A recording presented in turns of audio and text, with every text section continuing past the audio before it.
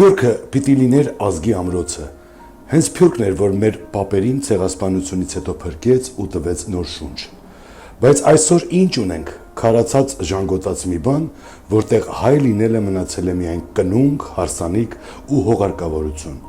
Ու նույնիսկ այդքանից մարդիկ արդեն հոգնել են, որովհետև կեղծ է ամեն ինչ։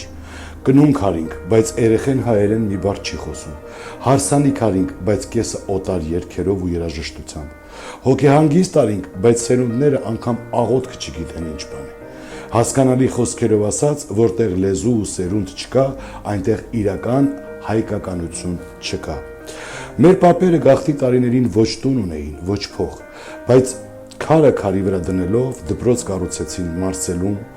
հացի փողից խնայող մայրերը գրիչ էին գնում, որ երեխաները գրեն ու կարդան։ Բեյրութում կոպեկ գումար էին հավաքում թերթ պահելու համար։ Նրանք հայությունը պահում էին գործով, ոչ թե կեղծ փառքով։